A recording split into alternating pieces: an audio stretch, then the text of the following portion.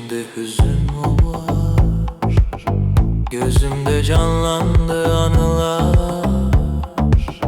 Ağlamak istiyorum, haykırmak istiyorum. Bu akşam içimde hüzün var.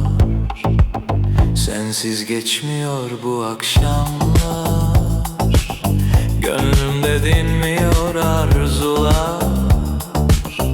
Kavuşmak istiyorum, sarılmak istiyorum. Bak bizi bekliyor anılar.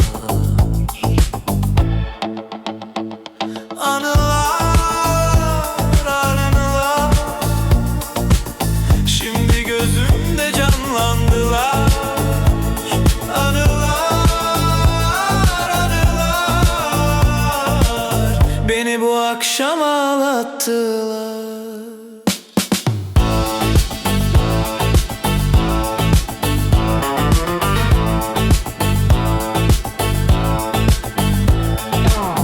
Benden uzak durma ne olur. Bu kalbi sensiz taşıyamam. Artık benim olmasan bile seni görmeden yaşayamam. Yüzünü görmeliyim, sesini duymalıyım. Anıları yaşamalıyım.